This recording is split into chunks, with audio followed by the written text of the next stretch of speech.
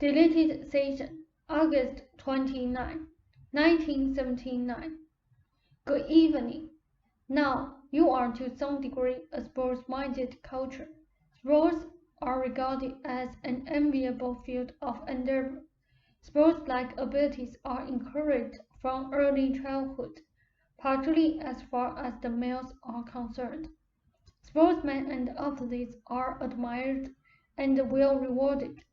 As you know, the running records have been broken in late years, time and time again.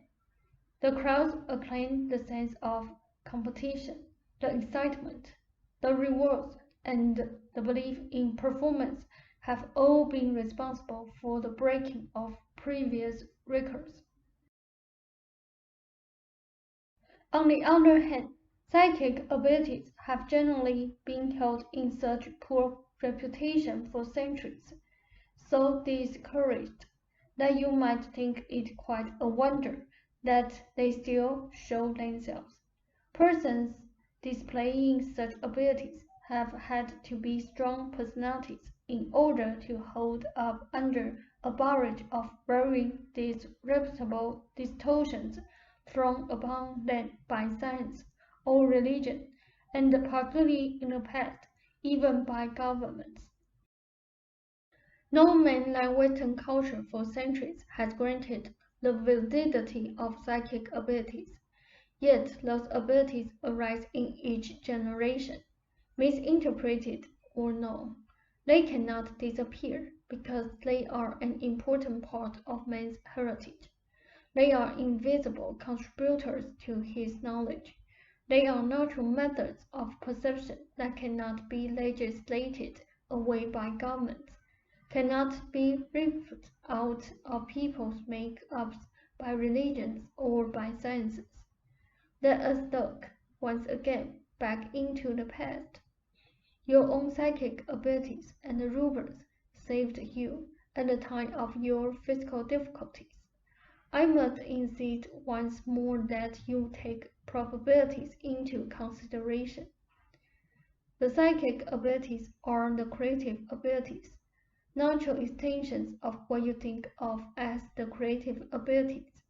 They do not just help you paint a picture or write a poem, but they help you form the living picture of your lives. In a way, you were too contemplative, even perhaps too intellectually inclined, perhaps even too solitary, to be an artist alone. You could not treat your paintings as products in the marketplace. Though you worked in the art department, you did not want to rub up against your fellows quite that closely. You were interested not only in painting and the painting's origin, but in your origin as an artist, and in all of those relationships that are involved between the perceiver and the object. That then is turned into the artist's model. You were looking for a larger framework of existence itself, from which to view the reality with which you were familiar. At the time of your problems, you seemed to be facing a dead end, for very little in the world that you saw or experienced seemed either sane or rational. Within the framework of your beliefs, nothing seemed to make much sense. Even art itself seemed to provide but a momentary glimpse of some undefined perfection, toward which you felt intuitively. Each person must somehow be drawn, period. You saw in your parents the first signs of illness and age as you thought of those things. You were into your 40s and felt your own abilities still somehow unchallenged. Not fully used. You fell ill. The two of you from your first meeting actually responded largely to portions of yourselves unmanifest then, to portions of yourselves that you are only now becoming. You sent the shape of the probability that is now your life. that is now your life together. And from that probable future in your past, your creative abilities were accelerated. The York Beach affair happened, Rupert's ideal construction experience, and the beginning of the sessions. Those events were necessary, or events very much like them. If, granting probabilities, the two of you were eager to have years of satisfying life and work, you were both growing very bitter. Your idealism turning into a disillusionment that could most easily have turned into despair. You were well aware, intuitively, of Rupert's strong abilities, though you had no labels for them. Rupert was appalled at your situation, and moreover, your moodiness at the time led him to fear that you might turn away from him. He sensed your abilities also, and psychically the two of you pooled your creative resources to reach beyond the reality that you know, to search for some other, vaster framework that could help explain the events of your private reality and the events of the public world. For that world did indeed seem chaotic, partly with your president's assassination and the situation in Cuba. You bought your rifle and your food supplies in case you had to withstand a disaster of nuclear proportions.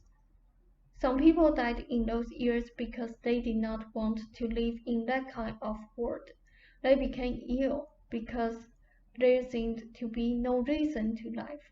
Creative people were unfortunately particularly affected because their very abilities require an exuberance and energy that can only be quelled by a sense of meaninglessness. Neither of you were taught to trust creative abilities, much less psychic ones. In a fashion, Rupert thought of his abilities as fascinating but untrustworthy allies. Give them an inch and they will take a yard. Left alone, he never wrote conventional fiction. His abilities would not confine themselves to such a limited form, and he was always trying to bring them into line. He grew up at a time when it was considered somewhat dangerous to be different from others. In the home, the Catholic asylum, he was often punished for nonconformity. He tried to form a protective self to keep himself in line. His basic nature, again, has always insisted upon expressing its high exuberance, its natural abilities. He had problems to face then, that resulted in his symptoms. But they are nothing like the problems he would have had to face had he not found this greater framework for himself and others. There is a power of value fulfillment and growth within each individual that must be satisfied. It is the power that makes physical growth possible, the power that is behind the fetus. You know ahead of time the nature of the period into which you will be born. You were both born with certain abilities, and you knew ahead of time that you would have to enlarge the framework of conventional concepts if you were to have room to use those abilities. In a way, they gave you both a second life, for in the old framework there was no satisfying or creative way to go.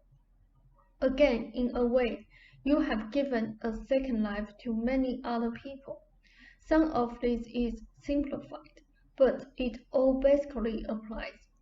Rupert's main problem was that he tried too hard to protect himself because he believed it was necessary. These ideas have been delivered to you in serial time. Some get through easier or quicker than others, and a belief in the need for protection has been the most stubborn lingering belief from Rupert's past in this life. The other is the lingering doubt about the self's good intent. These are the two most nagging issues in a society, of course. Ruber combated them to a strong degree, in order that decisions could even emerge. Stating his position will clear his psychic air, and relieving him of the strain of hiding his symptoms. Beyond that, however, it may help initiate important insights and has the possibility of bringing about extremely important developments. I spoke about this instead of your community of spur this evening, but Ruber was correct. There was nothing defective about the genes mentioned in your article. Rob noted in the National Enquirer, they said, in which individuals were born girls and turned into boys. The gene bank contains multitudinous, in fact, numberless varieties of development meant to insure against unimaginable catastrophes, changes or climate or whatever. These developments reoccur now and then in trial turns, so to speak, restating various genetic positions, though they often appear in your work as abnormalities. Instead, they provide genetic protection against possible eventualities and obsession unless you have a question. Ross said, Will Jane's change of attitude about discussing her physical hustles came about because the movie company got in touch with her, right? They said it was the trigger that led to his decision to reveal himself more fully in his book. End of answer. Ross said, okay. They said, you have both used the material I have given you and what you have learned on your own through that material very well, some of it so smoothly that you are not even aware of your accomplishments.